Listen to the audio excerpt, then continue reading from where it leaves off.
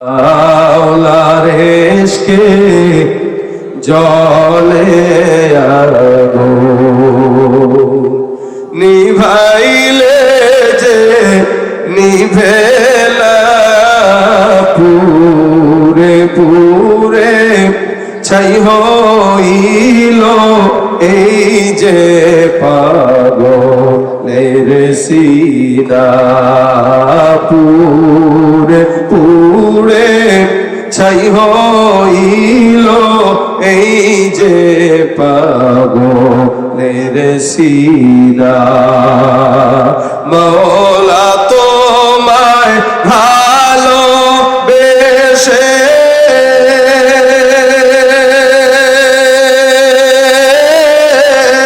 কলিজা পুড়ে গন্ধ আসে মওলা তোমায় ভালো বেশে কলিজা পুড়ে গন্ধ আসে আমি তোমার নূরে যাব মিশে তোমার নূরে যাব মিশে দূরে ফেলে দিও না পুরে পুরে ছাই হইল এই যে পাগলের সিনা মাওলার ইশকে জলে আগুন নিভাইলে যে নিভে না পুরে পুরে ছাই হইল এই যে পাগলের সিনা। আল্লাহ আমাদের গীবত যদি করতে হয় মায়ের নামে করেন, বাপের নামে করেন। কেন জানেন? কারণ আপনার মা বাবার জন্মদাতা হিসেবে আপনি যখন মা বাবার গীবত করবেন, আপনার গুনাহগুলো মা বাবার গুনাহগুলো আপনার কাছে আসবে, আপনার নেকিগুলো মা বাবার কাছে যাবে। ঘরের নেকি ঘরেই থাকলো, মা বাবা জান্নাতে গেল, কি ঠিক না? তা আপনি অন্তত আপনার মা বাবাকে জান্নাতে দেন না, কিন্তু মা বাবার নামে গীবত করলে বাস ফাটানো লাগবে। আমার মায়ের নামে কস, বাবার নামে কস, বাবার নামে কইলে গায়ে লাগলে একজন মুমিন ভাইয়ের নামে কিভাবে গীবত হয়? এজন্য আল্লাহ পাক বলেন ইন্নামাল মুমিনুনা ইখওয়া ফাসলিহু বাইনা আখাওয়াইকুম। প্রত্যেকটা মুমিন ভাই ভাই। কেউ যদি কোনো ভুল করে ইসলাহের নিয়তে একে শুধরায় যাও, এটা আল্লাহ পাকের আদেশ। সেটা না করে গীবত শিকায়াত করে অযথা নিজের গুনাহের আমল নামাকে ভারী করার কোনো দরকার নাই। ওই সময়টা ইস্তিগফার করেন, অন্তত নিজের গুনাহটা কমবে, বাড়বে না। রাজি আছেন করতে ইনশাআল্লাহ? হার টাইম হাতের কাজ আছে, পায়ের কাজ আছে, জবানের কাজ নাই। আমি এত দূর থেকে আপনাদের এখানে আসলাম, এসে এই ভাঙা গলায় অসুস্থ শরীর নিয়ে দু চারটা কথা বললাম। এই কথা বলার পরে এখান থেকে উঠলেন, বাসায় গেলেন, কোনো কিছু যদি পকেটে নিয়ে না যেতে পারলেন তা ফায়দাটা কি? আচ্ছা বলেন তো, আপনারা মাদ্রাসায় টাকা দিচ্ছেন না? নিজের পকেটের টাকা খরচ করে আসছেন তো নাকি? কেউ কি টাকা দিবে? দিবে না। আসার পরে আবার কমিটিরা টাকা আপনাদের পকেটে রেখে দিচ্ছে, আবার বাসায় যাবেন নিজের পকেটের টাকা দিয়া। পকেট তো কিছু খালি হয়েছে নাকি? মনে করেন 1000 টাকা নিয়ে আসলে এখন আর হয়তো 100 টাকা আছে, বা 5000 টাকা নিয়ে আসছেন এখন হয়তো 1000 টাকা আছে, তা খালি হইল। বাকি টাকা যে আপনি এখানে রেখে গেলেন ওটা তো ভরে নিয়ে যাওয়া লাগবে। তো বললেন কি, টাকাটা দেওয়ার মাধ্যমে সওয়াবও কামাইলেন, আর এখান থেকে একটা আমল নিয়ে গেলেন, অন্তত পকেটটা ভারী হয়ে তারপরে গেল।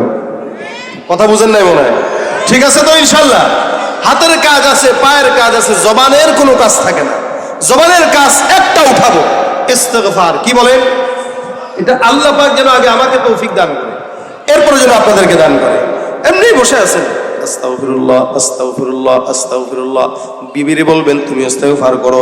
রান্না করার সময় ইস্তিগফার, তরকারি করার সময় ইস্তিগফার, ডাল রান্নার সময় ইস্তিগফার, উঠান ঝাড়ু দেওয়ার সময় ইস্তিগফার, গরুর থেকে দুধ দোয়াইতেছে ইস্তিগফার, ছাগল চড়াইতেছে ইস্তিগফার।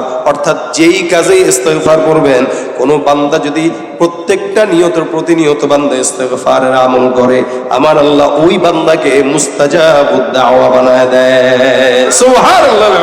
মুস্তাজাবুদ দাওয়া মানে আল্লাহ পাক যেই দোয়াই করবেন আল্লাহ পাক সেটা কবুল করবেন। এটা মুস্তাজাবুদ দাওয়া। কেউ যদি ইস্তেগফার আমল বেশি বেশি করে আল্লাহ পাক তাকে মুস্তাজাবুদ দাওয়া বানায় দেয়। ভাই, মাহফিল অনেক শুনেন আপনারা, প্রতিনিয়তই প্রোগ্রাম শুনেন, আমরা করতে করতে ক্লান্ত, আর কত করা যায়। কিন্তু কথা হলো এটা, আমাদের মাকসাদ এত দূর থেকে আসলাম, আপনাদের থেকে কিছু কথা শুনবো, এখান থেকে আবার চলে যাব। যাওয়ার পরে আমি বাসায় শুয়ে শুয়ে যেন আপনাদের কিছু আমলের সওয়াবের ভাগিদার যেন আমি হইতে পারি, এটাই আমাদের মাকসাদ। এটা আমাদের বুজুর্গানে দিনটা করে গেছেন। যে কোনো জায়গায় গিয়েছেন তো ছোট্ট একটা কাজ দিয়ে আসছেন। আমরা আমাদের বুজুর্গদের জিনিস নকল করে আপনাদের কাছে বলি, নিজের থেকে বানায় বলার যোগ্যতা আমাদের নাই, বলিও না, বলতে পারিও না। আমরা আমাদের আকাবির বুজুর্গানের দিনদের থেকে যেটা শিখছি ওটা আপনাদেরকে বলি। সেই ধারাবাহিকতা আমি আপনাদেরকে এই কথাটা বললাম। আজকের মাহফিল থেকে খালি হাতে না যে বাসা পর্যন্ত যাবেন একটা কাজ দিয়ে, সেটা কি? ইনশাআল্লাহ বলেন। এই যে নিয়ত করছেন, আমার বিশ্বাস আল্লাহ রাসূল সাল্লাল্লাহু আলাইহি ওয়াসাল্লামের হাদিস অনুযায়ী আমলনামায় সব লেখা হয়ে গেছে। আল্লাহ পাক রব্বুল আলামিন বলে, বান্দা, জমিনের মধ্যে এমন কেউ নাই যেই বান্দা আপনাকে ডাকবে আর বলবে আমার কাছে চাও। আর ডাকবে তো দূরের কথা, এত বছর পর্যন্ত যাদের গোলামি করলেন, যখন পলায় গেল আপনাকে দেখেও নাই, বলেও নাই, নিয়েও যায় নাই। কথা কয় না? নিয়ে গেছে, বলে গেছে, অটোমেটিক চলে গেছে। এটাই হলো দুনিয়ার মানুষের হাল। দুনিয়ার মানুষকে বন্ধু বানাবেন, এই বন্ধুত্ব স্বার্থ যতক্ষণ থাকবে টিকবে, স্বার্থ নাই টিস্যুর মতো ব্যবহার করে ফেলে দিবে। কথা বলে না? কিন্তু আল্লাহর সঙ্গে বন্ধুত্ব করেন, আল্লাহ বান্দার হাতকে জান্নাত পর্যন্ত নিয়ে যায় ধরে। সুবহানাল্লাহ। আর রাসূলের সঙ্গে এটা ওয়াদা। আমার পয়গম্বর ডাক দিয়ে বলেছিল সাকরাতুল মাউতের সময়, মালিক, জমিনের মধ্যে আমি যে দুনিয়া থেকে বিদায় হব, আমার উম্মতদের হালত কি? আল্লাহ পাক রব্বুল আলামিন বলেন, পয়গম্বর, জমিন থেকে আপনি বিদায় হবেন, আপনার টেনশনের কারণ নাই। আপনার উম্মত যারা আপনাকে মানবে, আমি আল্লাহর গোলামি করবে, এই সমস্ত বান্দাকে আপনার অবর্তমানে একা ছাড়বো না। আমি আল্লাহ পাক রব্বুল আলামিন বান্দার হাতটা ধইরা বান্দাকে জান্নাত পর্যন্ত নিয়ে যাব। আল্লাহ পাক রব্বুল আলামিন বান্দাকে এত মহব্বত করেন, এই কারণে বন্ধুত্ব আল্লাহর সঙ্গে। আলা ইন্না আউলিয়া আল্লাহ, আলা ইন্না আউলিয়া আল্লাহ লা খাউফুন আলাইহিম ওয়া লা হুম ইয়াহজানুন। বন্ধুকে তুমি পারো করতে মোচন অভাব দুঃখী লোকে, তুমি পরম মুক্তিদাতা মালিকে জগতের, তোমার কাছে চাই যে পানা, তোমার কাছে চাই যে পানা। আমরা প্রতিদিন তোমার দয়ায় পূর্ণ আমার সারা নিশিদিন। কার দয়া? সে আল্লাহ এখনো আছে তো, নাকি একটু রেস্টে আছে? কিছুদিন পরে আসবে, এখন একটু ঘুমায়। আল্লাহু আকবার। সেই মালিক আমাদেরকে বলতেছেন, জেনে রাখো, ইন্না আউলিয়া আল্লাহ, যারা আল্লাহর বন্ধু হয়, লা খাউফুন আলাইহিম, এদের কোনো ভয় নাই। কোথায়? বলে দুনিয়ায়। ওয়ালা হুম ইয়াহজানুন, এদের কোনো টেনশন নেই। কোথায়? বলে জাহান্নামের টেনশন, আখিরাতের টেনশন, কবর যাওয়ার পরে টেনশন না। দুনিয়াতে তো ভয় থাকবেই না, আর দুনিয়া থেকে যাওয়ার পরেও কবরে কোনো টেনশন থাকবে না। জোরে কয় না আল্লাহু আকবার। কাকে বন্ধু বানাইলে? আল্লাহকে বন্ধু বানাইলে লস না লাভ? জোরে বলে লস না লাভ? এই জন্য আল্লাহ পাক রব্বুল আলামিন বলে, বন্ধু বানাইবা আল্লাহকে, খবরদার ইহুদি নাসারাকে বন্ধু বানাও না। লা তাত্তাখিযুল ইয়াহুদা ওয়ান নাসারা আউলিয়া বাদুহুম আউলিয়া উবাদ। আমাদের দেশে কিছু মানুষ আছে যারা ধর্ম, যার যার উৎসব, সবার এই সমস্ত কথা বলে ইহুদি নাসারাকে বন্ধু বানায়। কথা কয় না? আছে না নাই? ইহুদিদেরকে বন্ধু বানায়, নাসারাকে বন্ধু বানায়। আবার আল্লাহ পাক ডাক দেয়া বলে, না না, ইহুদি নাসারা কোনোদিন তোমাদের বন্ধু হয় না। এরা ওদের বন্ধু, তারা তাদের বন্ধু, তোমরা তোমাদের বন্ধু। বর্তমানের হালত হইল মুসলমানের দুশ্মনী বাড়ায় আর বন্ধুত্ব লাগায় সব ইহুদি নাসারা নাস্তিকের সাথে। ঠিক কি না ভাইরা আমার? আল্লাহ পাক রব্বুল আলামিন এত আশার বাণী শোনায় বলেন, লা তাকুনাতু মির রাহমাতিল্লাহ, নিরাশ হয়ে যাবে না। গুনাহ যতই হোক না কেন, খবরদার, আমি আল্লাহ একজন আছি বান্দা ক্ষমা করার জন্য। সাল্লাল্লাহু আলাইহি সাল্লাম ঘটনা বর্ণনা করে, বনি ইসরাইলের জামানার ঘটনা, মুসা পয়গম্বরের ঘটনা। উনার এলাকায় একজন লোক ছিল, একটা নয়, দুইটা নয়, তিনটা নয়, 100টা খুন করছে। কয়টা? প্রথমত 99টা খুন করলো। এই বান্দা 99টা খুন করার পর আল্লাহর বান্দার মাথার মধ্যে একটা চিন্তা আসছে, এতগুলা বছর এতগুলা মানুষরে খুন করলাম, জমিনের মধ্য থেকে একদিন তো বিদায় হওয়া লাগবে, ক্ষমা তো একজনের কাছে চাওয়া দরকার। অনুমতিতে আসছে। আচ্ছা বলেন তো, আপনারা কেউ 100টা খুন করছেননি? কেউ করেন না, আলহামদুলিল্লাহ। করলেও বলবে না, 100টা তো করবে না, যদি একটা করছে রাজনৈতিক কারণে, নেতারা মানতে যায় পরের দলের নেতার একটা কর্মীরা মেরে ফেলছে, এটা হয় না? আমাদের দেশে তো এখন মৃত্যু 1 টাকার জন্য হয়, সিএনজি ভাড়া 2 টাকার জন্য মারামারি লেগে একজন একজনকে হত্যা করে, আসে না নাই? এ হলো হাল। ভাইরা আবার খুব বুঝেন, 99টা খুন করার পরে গেল এক আবেদের কাছে, যায় বলে, ভাই আল্লাহর কাছে একটু ক্ষমা চাইতে চাই, মালিক কি মাফ করবে কিনা, 99টা খুন করলাম। আবেদ ডাক দেয়া বলে, মাথা নষ্ট হয়ে গেছে বেটা, 99টা খুন করছিস, পাগল কোথাকার, যা, ক্ষমা নাই, আল্লাহ পাক এত সোজা না যে তোমার মাফ করবে। বেচারা বিদায় করে দিল, ভাই ক্ষমা নাই, ক্ষমা নাই। এই বান্দাটার মেজাজ গরম, কি করবে? আল্লাহর বান্দাটা পকেটের মধ্যে চাকু, চিন্তা করলো নিজে যেহেতু ক্ষমা পাবো না, তোর মতো বেঈমান রাখা দরকার নেই। চাকুটা বার করছে, পেটের মধ্যে ঢুকাই দিছে, শেষ। আগে ছিল 99টা, এখন হয়েছে কয়টা? 100, সেঞ্চুরি হয়ে গেছে। আল্লাহর বান্দা কি করবে? এখন মাথার মধ্যে টেনশন, 99টা ছিল, এখন একটা বাড়ছে, মানে 100টা। দৌড়াইতে দৌড়াইতে একজন আলেমের কাছে যায়, আলেমের কাছে যায় ডাক দেয়া বলো, ভাই 100টা খুন করছি, বলো মাওলা ক্ষমা করবে কিনা? আলেম ডাক দেয়া কয়, নিশ্চয়ই কোনো বান্দার গুনাহ যদি পাহাড় সমান হয়ে যায়, বান্দার গুনাহ যেখানে শেষ, আসমানের মালিকের রহমত সেখান থেকে শুরু। এটাই হলো আলেম আর আবেদের মধ্যে তফাৎ। ফাদলুল আলিমি আলাল আবিদি কাফাদলি আলা আদনাকুম। যত বড় বুজুর্গ হন, যদি ইলম না থাকে, 1000 আবেদ একজন আলেম বরাবর হয়ে যায়। সুবহানাল্লাহ। এজন্যই তো মাদ্রাসা, আলেম বানানোর জন্য। নিজের ইচ্ছায় হাদিস কিতাব পড়াই আলেম হওয়া যায় না, এই চিন্তা বাদ দেওয়া লাগবে। মাদ্রাসায় পড়ে শিক্ষক ধরে আল্লাহ আমাদের সহবতে থেকে ইলমের যে নূর পাওয়া যায়, এই নূর নিজে নিজে পড়ে পাওয়া যায় না, ঠিক কিনা বলেন? এই জন্য ভাইরা আমার খুব বুঝবেন, আল্লাহর বান্দাটা এবার যায়, আলেম যায় ডাক দেয়া বলে, যাও এমন একজন লোক ওই জায়গায় আছে, সেখানে যাও, নিজের গুনাহগুলো মাফ করো, বান্দার হাতে তওবা করে আল্লাহর কাছে মাফ চাও, আল্লাহ পাক রব্বুল আলামিন তোমার মাফ করে দিবে। বাসার থেকে গোসল করে রওনা হয়ে গেছে তওবা করার জন্য। উদাহরণস্বরূপ আপনাদের কাশীনাথপুর থেকে ঢাকায় যাবে তওবার জন্য, বাস ওখানে যে মাফ টাফ চাবে, আল্লাহর কাছে হাতে ধরে বায়াত হবে, রওনা হয়ে গেছে। হঠাৎ করে প্রতিমধ্যে সিরাজগঞ্জ শহর পর্যন্ত গেল, বা মোড় পর্যন্ত গেল, কড্ডার মোড় পর্যন্ত গেল। মালিক ডাক দিয়ে বলে, আজরাইল যাও, ওই বান্দার জানটা কবজ করে নিয়ে আসো। আল্লাহর ফেরেশতা জিবরাইল গেল, আজরাইল গেল, জান কবজ করা হয়ে গেল। সুন্দর করে বান্দার লাশটা তৈরি হয়ে গেল। ফেরেশতা 2 দল, জান্নাতের একটা, জাহান্নামের একটা। জান্নাতের ফেরেশতা ডাক দেয়া বলে, মালিক এই বান্দাটা জান্নাতি। আর জাহান্নামের ফেরেশতারা ডাক দেয়া বলে, না না, এটা জাহান্নামী। কেন? বলে, বান্দা 100টা খুন করার পর আবার কেমনে আল্লাহর কাছে ক্ষমা পায়? আর জান্নাতের ফেরেশতারা ডাক দেয়া বলে, না না, এই বান্দাটা 100 খুন করলেও তওবার জন্য কিন্তু রওনা হয়ে গেছিল। সুবহানাল্লাহ।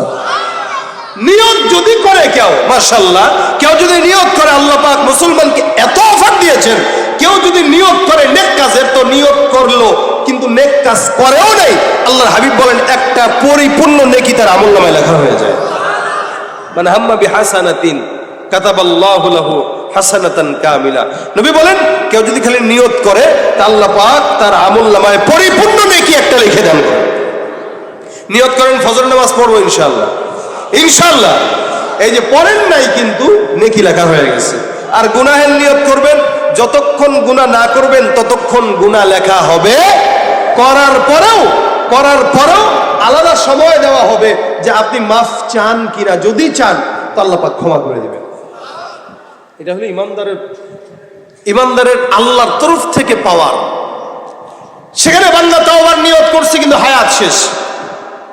দুই দল, এক দল মারামারি করে আল্লাহ পাক জান্নাতে, আরেক দল কয় জাহান্নামে।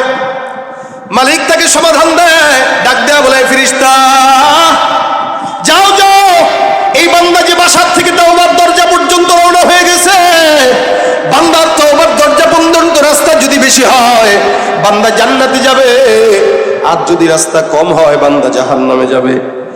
এবার যাও ফেরেশতারা মাপা শুরু করে দাও, এক হাত, দুই হাত, তিন হাত করে আল্লাহর ফেরেশতারা মাপা শুরু করে দিল।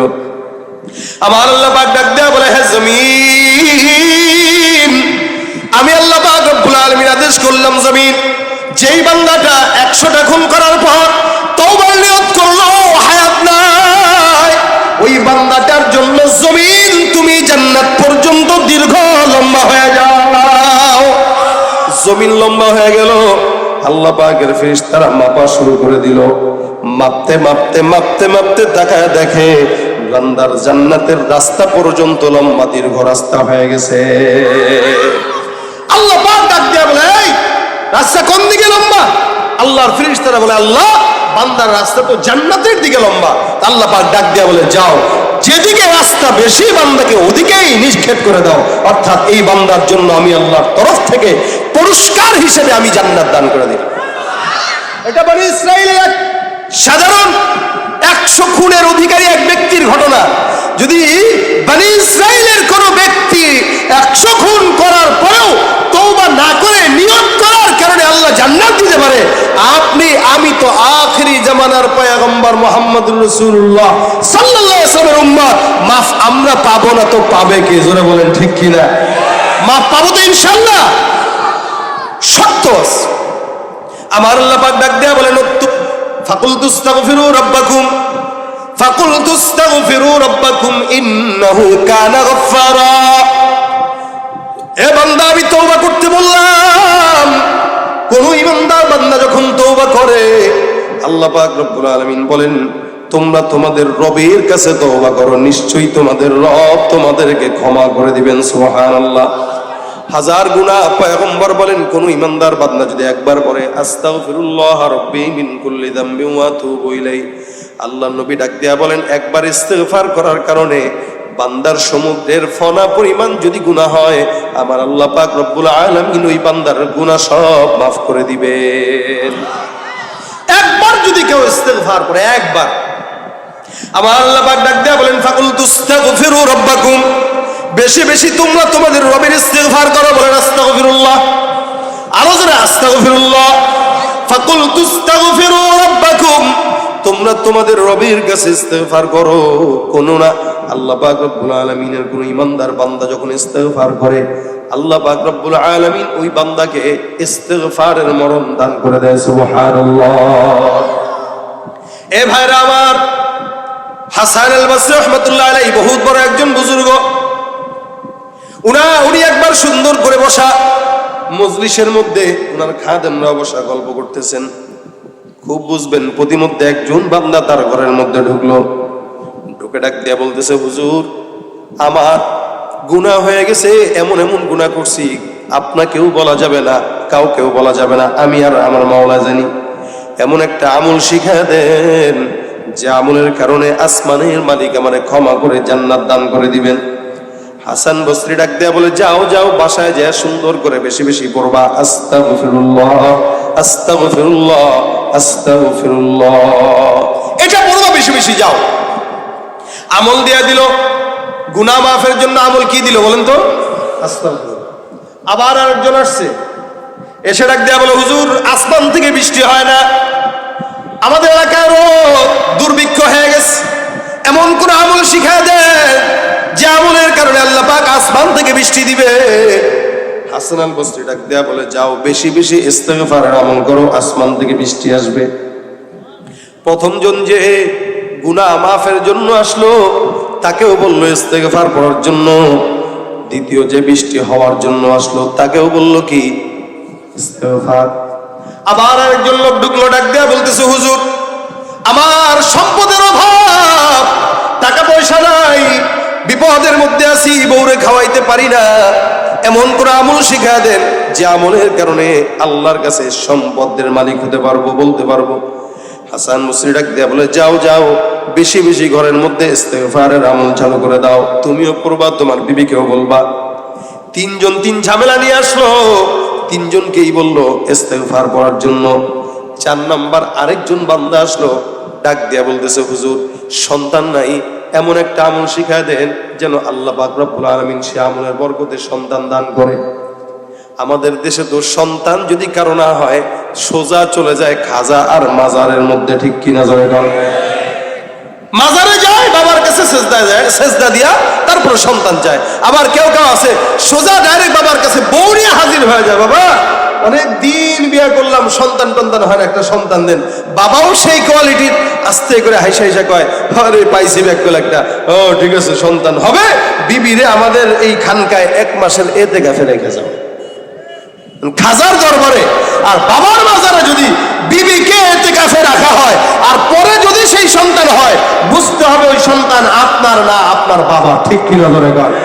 এই খাজার দরবারে বাবার কাছে যায় সেজদা দেওয়া যাবে? সন্তান চাওয়া যাবে? এই যদি কেউ চায় ঈমান থাকবে কি? কথা কয় না, থাকবে?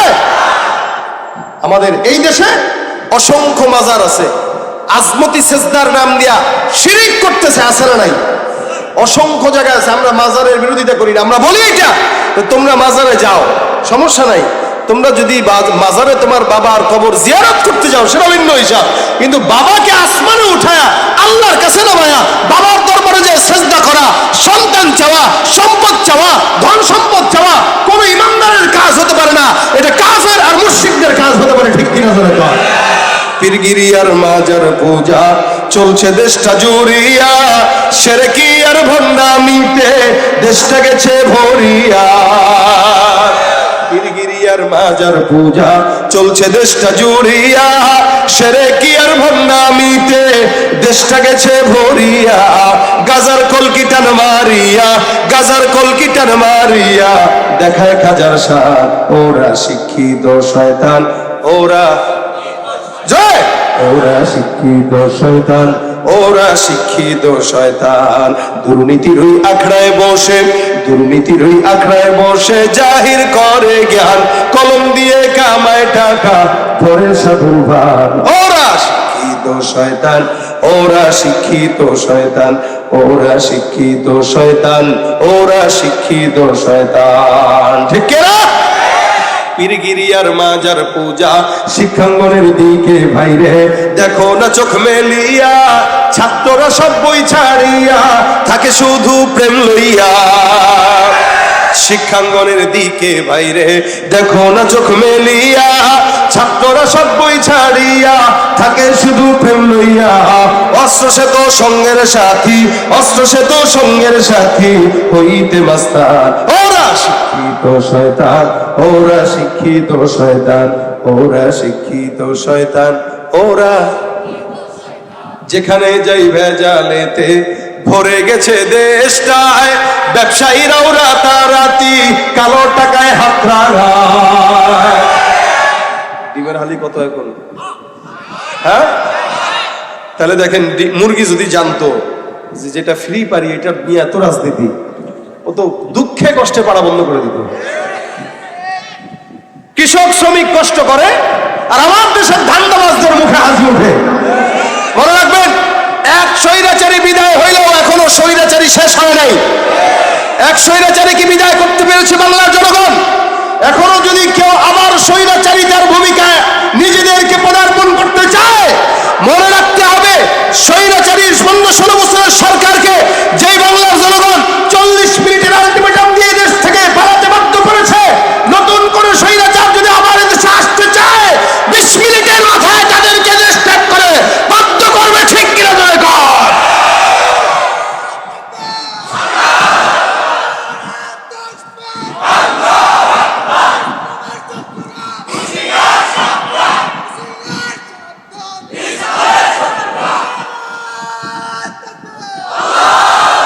যেখানে যাই ভেজালেতে ভরে গেছে দেশটায়, ব্যবসায়ীরাও রাতারাতি কালো টাকায় হাত রাঙায়। ভেজাল থেকে বাঁচতে হলে, ভেজাল থেকে বাঁচতে হলে খোলা রাখো কান, ওরা, ওরা শিক্ষিত শয়তান, ওরা শিক্ষিত শয়তান, ওরা শিক্ষিত শয়তান। ঠিক কিনা ভাইরা আমার? শিক্ষিত শয়তান এখনো সমাজে আছে না নাই? বহুত আছে, বহুত। এই দেশে এক সরকার যাবে, এক সরকার আসবে। মনে রাখবেন, ইসলামী আইন ছাড়া শান্তির স্বপ্ন দেখাটা বোকামি ছাড়া কিচ্ছু না। কথা ঠিক কিনা ধরে কোন? আলেম নামেও কত দেখো টাকার মোহে পড়িয়া স্বার্থের পিছে দৌড়াইতেছে কোরআন হাদিস ছাড়িয়া। জিহাদ ছেড়ে কেউ বা ধরছে, জিহাদ ছেড়ে কেউ বা ধরছে দরবেশেরই ভান। ওরা শিক্ষিত শয়তান, ওরা শিক্ষিত শয়তান, ওরা শিক্ষিত শয়তান, ওরা শিক্ষিত শয়তান। ঠিক কিনা ভাইরা আমার? সন্তান চাইলে কার কাছে? সম্পদ চাইলেও কার কাছে? হাসান বসরির কাছে এসে ডাক দেয়া বলে, হুজুর সন্তান হয় না এমন কোন আমল শিখায় দেন। এই কিন্তু হুজুরের কাছে সন্তান চায় নাই, কি বলছে? আমল দেয়া দেন। হাসান বসরি যা ডাক দেয়া বলে, যাও বাবা ইস্তেগফার পড়ো। প্রথমে একজন গুনাহের জন্য আসলো, ইস্তেগফার বলল। বৃষ্টির জন্য আসলো, ইস্তেগফার বলল। সম্পদের জন্য আসলো, ইস্তেগফার বলল। সন্তানের জন্য আসলো। আরেকজন ডাক দেয়া বলতেছে, হুজুর আমার ক্ষেতের মধ্যে ফসল নাই, এমন কোন আমল শিখায় দেন যে আমলের কারণে আল্লাহ পাক ক্ষেতের মধ্যে বরকত দান করবে। উনি ডাক দেয়া বলে, যাও যাও বেশি বেশি ইস্তেগফার করো। পাঁচজন আসলো, পাঁচজনকে একই আমল দিলেন। খাদেম ডাক দেয়া, হুজুর বুঝলাম না, আপনি কি আর কোনো আমল পারেন না? একটা আমল আপনার পীরের কাছে যদি 10 জন যায় বলে, আর 10 জনের যদি খালি একটা আমল দেয়, মানুষকে হুজুরের মনে হয় বেশি পড়ালেখা জানে না, একটাই শিখছে, এটা নিয়েই চালায় দেয় সব জায়গায়। হাসান বসরি হাসে আর বলে, কয় কেন? কয় 5 জন আসলো একই আমল, কারণটা কি?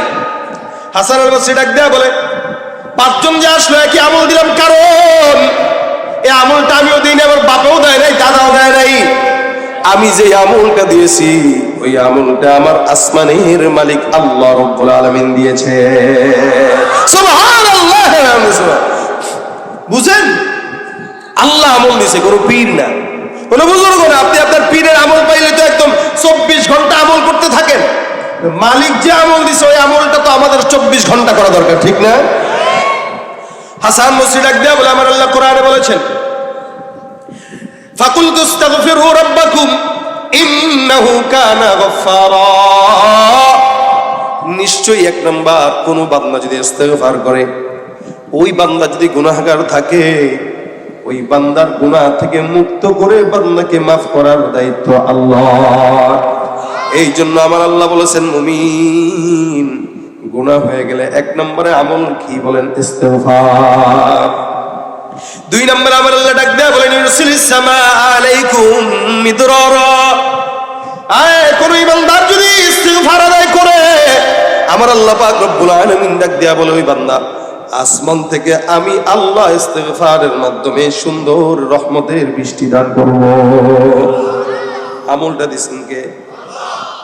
3 নম্বরে, কোন ইমানদার বান্দা এমন যদি থাকে যেই বান্দাটার সম্পদ নাই, রিজিকের অভাব, দোকানে বরকত নাই, বেচা কিনা নাই, বাজারের দোকান আছে, আল্লাহ পাক রব্বুল আলামিন বলে, কেউ যদি ইস্তেগফার আমল করে, ওয়ায়ুমদিদকুম বিআমওয়াল, ওই বান্দার রিজিকের ওসাত আমি আল্লাহ কুদরতি ভাবে দান করে দিব। সুবহানাল্লাহ। আবার কোন বান্দা সন্তান যার নাই, বিয়ে হয়ে গেছে, বউরে খালি দোষ দেয়। আমাদের দেশে সন্তান না হলে খালি বউর দোষ, বেটার দোষ থাকলেও বেটা কয় না, খালি বউর দোষ। আমার আল্লাহ পাক ডাক দেয়া বলেন, ইস্তেগফার করো। কোন বান্দার যদি সন্তান না হয়, আমি আল্লাহ কুদরতি ভাবে বান্দাকে সন্তানের ব্যবস্থা করে দিব। বান্দার ফসল যদি বরকত না হয়, খেতে যদি ফসল না হয়, ইস্তেগফার করো। ইমদিদকুম বিআমওয়ালিন ওয়া বানিনা ওয়া ইয়াজআল লাকুম জান্নাত ওয়া ইয়াজআল লাকুম আনহারা। ও যা নিয়ামত দরকার সব নিয়ামত আমি দিব। আমল কয়টা? কি ভাইরা আমার খুব বুঝবেন। এই কারণে হাদিস শরীফে পয়গম্বর বলেন, আমি নিজেও প্রতিদিন 100 বার ইস্তেগফার করতাম। সুবহানাল্লাহ। রাসূল কয়বার পড়তেন?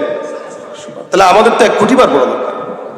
আমরা গুনাহ করতেছি, গীবত করতেছি, শিকায়াত করতেছি, এখানে গীবত, ওখানে গীবত, ওই হুজুরের কি করতো, ওই হুজুরের কি দোষ। ভাই কি ফায়দা? ফায়দা কি বলে?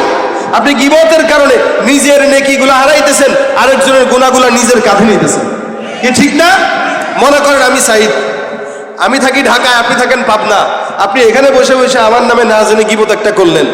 আপনাকে যদি বলা হয় ভাই সাইদ আহমদকে যদি আল্লাহ পাক জান্নাত দেয় তুমি মানবা, কেমনে জান্নাত পায়? এত জাহান্নামী ধরলেন, আপনি চান আমি জাহান্নামে যাই, কিন্তু আপনি জায়গায় জায়গায় বসে বসে আমার গীবত করে গোপনে গোপনে আমার জান্নাত জানেন না কেন? গীবতের মাধ্যমে। কি ঠিক না? কথা বলেন ঠিক কিনা? এই জন্য আমি বলি গীবত যদি করতে হয় মায়ের নামে করেন, বাপের নামে করেন।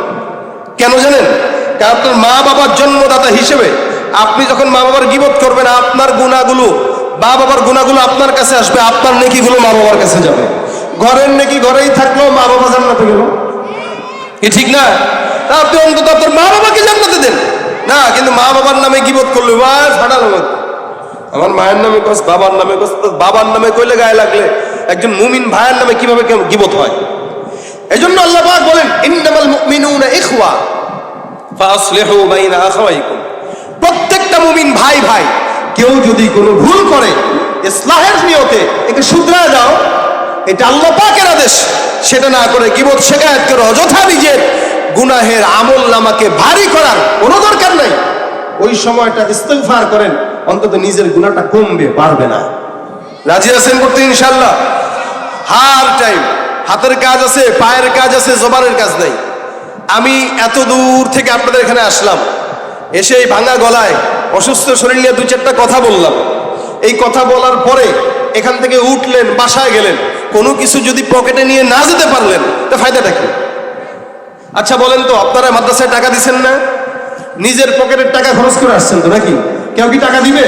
দিবে না। আসার পরে আবার কমিটিরা টাকা আপনাদের পকেটে রেখে দিচ্ছে। আবার বাসায় যাবেন নিজের পকেটের টাকা দিয়া, পকেট তো কিছু খালি হয়েছে নাকি?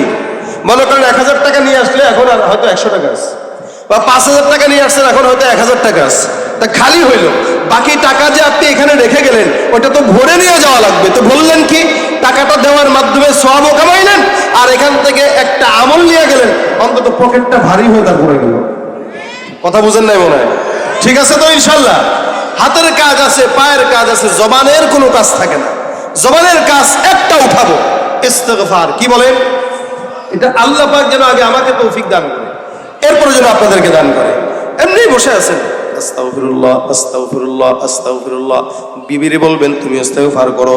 রান্না করার সময় ইস্তিগফার, তরকারি করার সময় ইস্তিগফার, ডাউল রান্নার সময় ইস্তিগফার, উঠান ঝাড়ু দেওয়ার সময় ইস্তিগফার, গরুর থেকে দুধ দোয়াইতেছে ইস্তিগফার, ছাগল চড়াইতেছে ইস্তিগফার। অর্থাৎ যেই কাজেই ইস্তিগফার করবেন, কোনো বান্দা যদি প্রত্যেকটা নিয়তের প্রতিনিয়ত বান্দা ইস্তিগফারের আমল করে, আমার আল্লাহ ওই বান্দাকে মুস্তাজাবুদ দাওয়া বানায় দেয়। সুবহানাল্লাহ।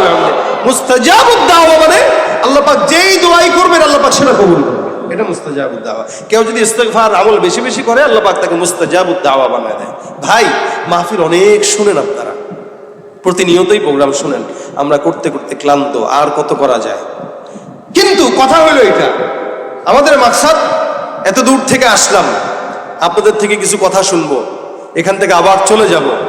যাওয়ার পরে আমি বাসায় শুয়ে শুয়ে যেন আপনাদের কিছু আমলের সওয়াবের ভাগিদার যেন আমি হইতে পারি, এটাই আমাদের মাকসাদ। এটা আমাদের বুজুর্গানে দিনটা করে গেছেন। যে কোনো জায়গায় গিয়েছেন তো ছোট্ট একটা কাজ দিয়ে আসছেন।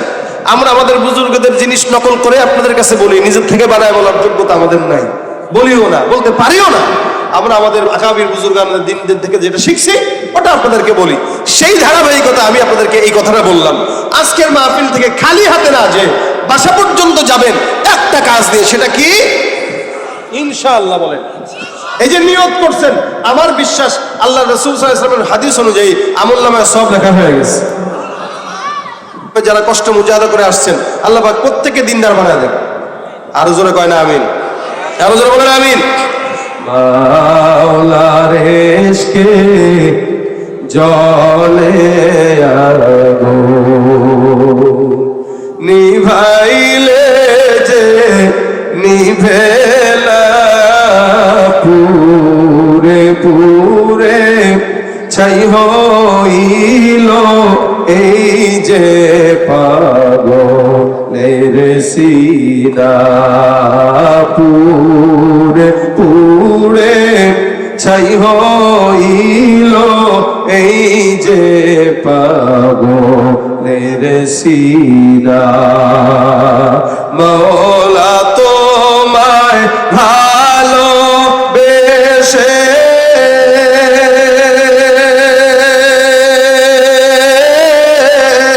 কলিজা পুড়ে গন্ধ আসে। মওলা তোমায় ভালো বেশে কলিজা পুড়ে গন্ধ আসে। আমি তোমার নূরে যাব মিশে, তোমার নূরে যাব মিশে।